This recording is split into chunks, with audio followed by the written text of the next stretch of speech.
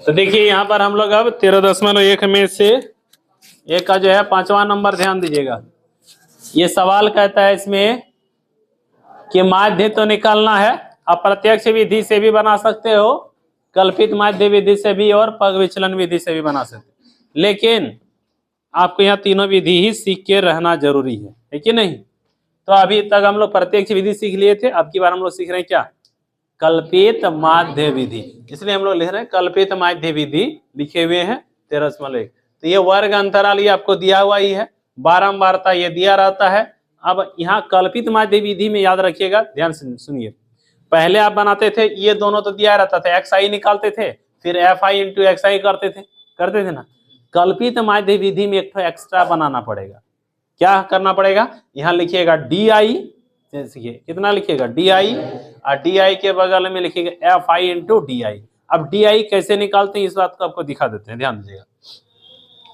इसके लिए कुछ विशेष नहीं है, आप तो ये तो क्वेश्चन में ही दिया रहता है, ये भी क्वेश्चन में दिया रहता है। अब सुनिए, एक्स आई तो आप निकाल सकते हो, चलो निकालते हैं एक्स आई। पहले एक्स आई कैसे निकलेगा बाबू, दोनों को जोड़ के आधा, 50 और 52 जोड़ेंगे और आधा होगा, क्या होगा 51 होगा। तो यहाँ बीच में क्या लिख देंगे 51। उसके बाद बताओ 53 और इधर कितना हो जाएगा 54 हो जाएगा।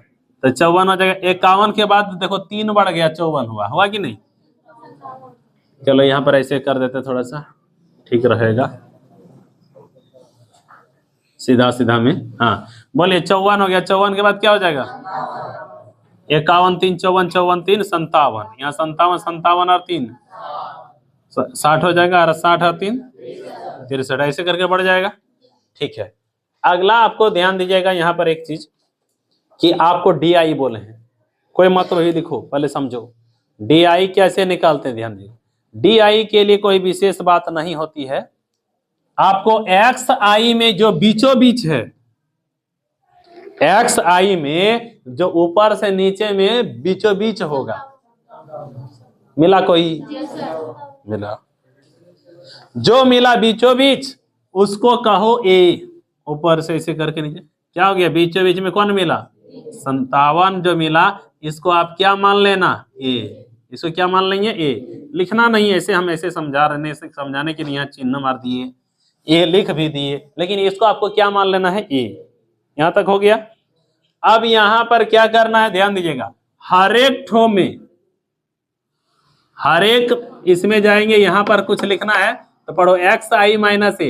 एक्स आई में जो है जितना चीज है, ये भी एक्स आई, ये भी एक्स आई, ये भी एक्स आई, ये भी एक्स आई, ये भी एक्स आई, सब एक्स आई है। लेकिन एक्स आई में ही आपको क्या घटाते चलना है ए, मतलब 51 जो है x1 के रूप में था, ये 51 में से 57 घटाइएगा, फिर 54 में से 57 घटाइएगा, 57 में 57 घटाइएगा, 60 में 57 घटाइएगा, 63 में 57 घटाइएगा। बात समझ पाए। तो घटाते घटाते था तो पर लगता कि पहले वाला ठीक था, इतना गाय घटा जोड़ करते हैं यही ना। तो आप सबको सरल तरीका दिखाते हैं, सरल तरीका सीखिए। इसका तब सरल करने के लिए ही नहीं इतना लाया गया नया नया विधि। तो देखिए क्या है, अब आपको क्या बताएं, एक्स माइनस ए होगा, एक्स आई माइनस ए होगा, मतलब 51 में से 57 घटाएंगे, क्या होगा -6 होगा ना। अभी देखिए वहां -6 अपने आप कैसे लिखा था। अच्छा यहाँ पर 63 में भी क्या घटाएंगे 57, क्या लिखेंगे 63 में से 57 घटाएं, क्या बचेगा 6 ही लिखना होगा। अभी हम ये सब मिटा देते हैं, ठीक है, मिटा देते हैं। आपको तो समझ में आ गया कि हाँ -6 इधर 6 हो रहा है। ठीक इसी तरह से सब भर सकते हैं, लेकिन शॉर्टकट तरीका हम क्या बोल रहे हैं, आप जैसे जैसे नई नई विधि सीखेंगे ना तो थोड़ा फास्ट बनेगा, जल्दी बनेगा। लेकिन बनाने का देखिए, कंप्यूटर कहता है ना कि इंसान से भी मैंने जल्दी काम कर देता है। कोनो भी कैलकुलेशन का सामान हो या कोई भी चीजें हो तो कंप्यूटर में एक बार लोड कर दीजिए कोई चीज, तो वो जल्दी काम कर देता है कि नहीं। तो मनुष्य ने उसको बनाया, वो जल्दी जल्दी काम कर देता है। आदमी हाथ से पेंटिंग करे बहुत देरी लगे, आदमी कैमरा से तुरंत खींच लेता है, प्रिंट करके फोटो निकाल देता है, जल्दी काम कर पाता कि नहीं। तो नई नई जो टेक्नोलॉजी, नई नई जो चीजें आती थी, क्यों आती है, काम को सरल करने के लिए। लेकिन उस काम को ऑपरेट करने का आपके अंदर क्वालिटी होना चाहिए। आप काम ऐसे करके फोटो खींचना होगा, उसका साफ करने का थोड़ा मोड़ा फोटोशॉप आना चाहिए, तब ना आप कर पाइएगा। तो ये चीजें आप कब कर पाएंगे, जब आपके अंदर अंदर वो क्वालिटी रहेगा तब। ठीक उसी तरह से जो यहाँ जो चीजें पढ़ रहे हैं, तो नई नई जो विधि आ रही है, ये इसलिए है कि आपकी चीजों को और सरल कर रही है। तो सरल करने का तरीका आपको आना चाहिए। देखिए सीधा सीधा बात है, यह 57 है, होता तो यही है, लेकिन आपको कुछ नहीं बोलते। यहाँ पर 57 है, सीधे सीधे में इसका 0 लिखिएगा। क्या लिखिएगा? 0। कुछ नहीं सोचना है इधर। आप देखिए खाली आप एक बात किया देखिएगा, ये डिफरेंस कितना कितना चलता था बोलो? 3 का डिफरेंस है। यहाँ देखिएगा ना 3 का डिफरेंस है कि नहीं? तो बस ऊपर में घटा है कि बढ़ा है? देखो 57 से ऊपर में घटा है, कितना घटा है? 3 क्या हुआ? घट गया है। 3 क्या हुआ? घट गया। आप लिखिएगा -3, फिर आरो 3 घटा लीजिए, -100, और ऊपर रहता -9, ऊपर रहता आरो -12, ऐसे करके ऊपर में जाते धीरे धीरे क्या होता कम करते। अब नीचे में देखो 57 से 60, 3 बढ़ गए रे, तो इधर 3 बढ़ाते बढ़ाते यहाँ 3, तो यहाँ 6, तो अगर रहता 9, 12, ऐसे करके बढ़ाते। बात समझ पाए? इसमें कुछ करना ही नहीं, विशेष सरल है। समझ पाए कि नहीं? तो यहाँ आप एक तरीका को सीख लिए कि जहां पर ए है वहां पर क्या करो? 0 लिखो, और ऊपर में घटता है तो कितना कितना घट रहा था उतना लिखते चलो। नीचे में जा 57 से 60 कितना बढ़ा? 3 हो, हर बार आप 3 बढ़ा के लिखते चलो। बात समझ पाए? ये है कल्पित माध्य विधि का तरीका। समझ में आ गया? अब यहाँ पर और अभी खत्म नहीं हुआ। अब सुनिए, DI निकालना सीख गए कि नहीं? और जब DI निकल जाए ना तो क्या निकालिएगा? FI into DI। FI देखो इधर है, DI यहाँ है, सीधा सीधा गुना करो। अब देखिए यहाँ 15 और 51 गुना करना, 110 आ रहा 54 करते, 135 आ रहा 57 करते। बड़ा बड़ा संख्या गुना करना पड़ता था, अब छोटा छोटा संख्या गुना करते। देखिए 15 का 6 बार, 15 6 का 90, तो -90। 110 को 3 बार पढ़ना है, आराम हो जाएगा, जल्दी लिखा जाए। 11 तिया 33, 33 लिखिएगा, एक 0 माइनस में आएगा है। और 135 का गुना 0 से, तो 0 लिखेंगे। और 115 का गुना 3 से होगा तो 345 हो जाएगा। देखो 100 103 बार ले 300, और 15 15 3 बार 345 हो गया। आए 25 छके 150, ये तो आराम से हो गया। कोनो ऊपर नीचे गुना करना पड़ा? नहीं कर रहा। और इससे एक और विधि है जो कि सरल होगा, बिल्कुल सरल होगा। हाँ, पग विचलन विधि। लेकिन इसी में है यही झंझट कि आपको DI पहले लिखना होगा। तो DI कैसे लिखना है ये क्या समझ में नहीं आई तो कोनो बड़का भारी चीज हो गया? नहीं ना। अब देखिए DI लिखा गया, अब आपको करना क्या है, यहाँ ध्यान दीजिएगा, थोड़ा सा स्मार्टनेस यहाँ दिखाना क्या है कि आपको अब यहाँ पर ये समझिए, आप लोग FI इंटू XI निकालते थे, उसमें सब जोड़ देते थे, जोड़ते थे ना। यहाँ भी सब जोड़ना है, लेकिन जोड़ने का तरीका अलग है, ध्यान दीजिएगा। ये सब जैसे आपको समझिएगा, कोई आपके पास इधर समझिएगा 10 रुपया है, 20 रुपया है, 30 रुपया है। अब उसके बाद आपने कभी 5 रुपया खर्चा किया, कभी 4 रुपया खर्चा किया, कभी 3 रुपया खर्चा किया। तो ये सब जो पैसा आया है तो इसको क्या करते थे, एक साथ जोड़ लेंगे। 30 20 50 और 10 कितना हुआ? 60।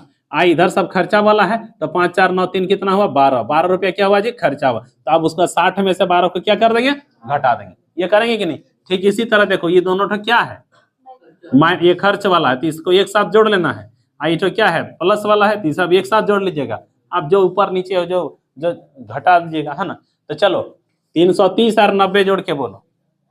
ये सब रफ में करना है।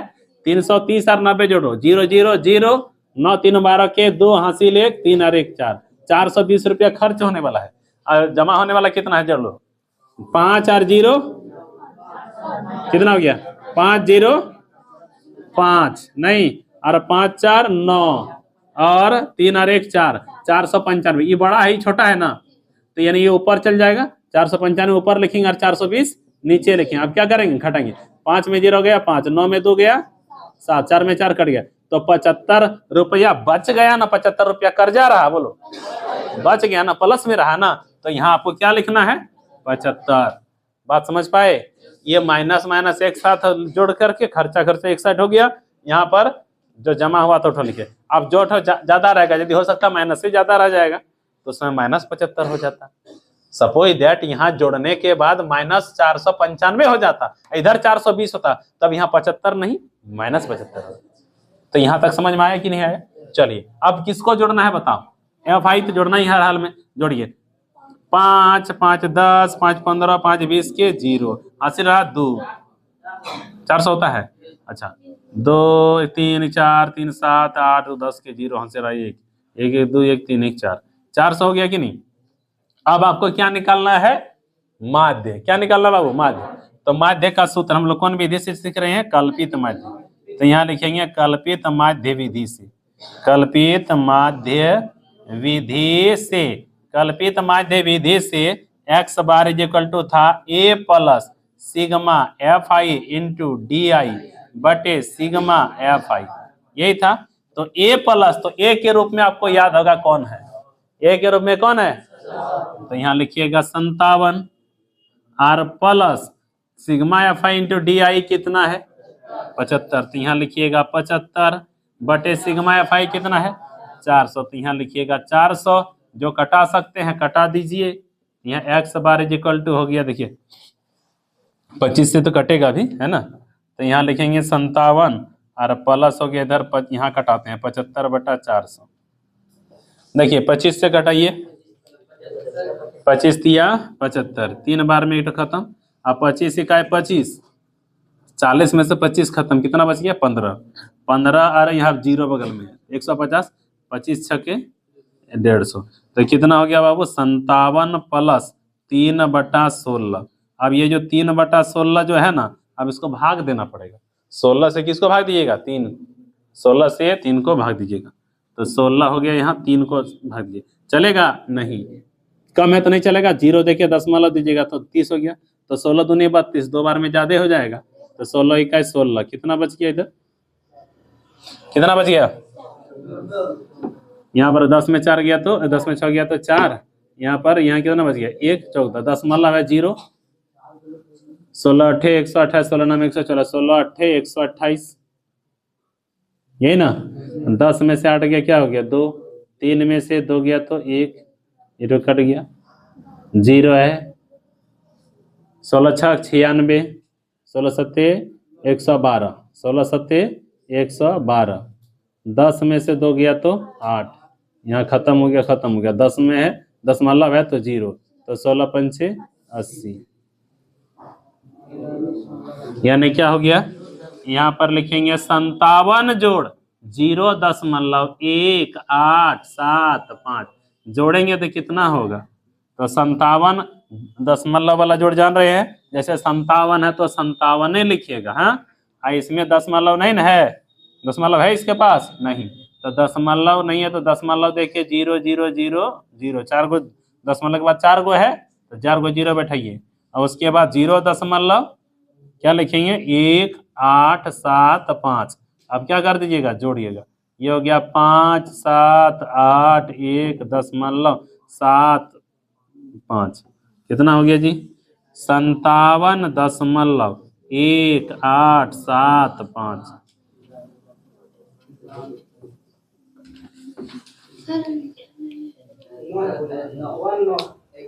अच्छा ठीक है, इतना तो हुआ ना।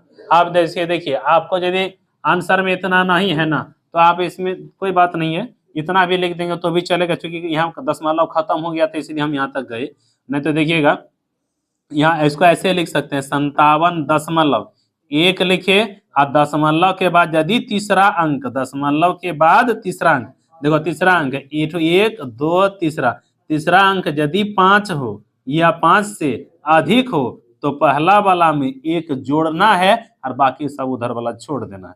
तो इसमें 1 जोड़ दीजिएगा तो 8 के बदले क्या हो जाएगा 9, और बाकी सब छोड़ दीजिएगा। अब मिला नहीं मिला,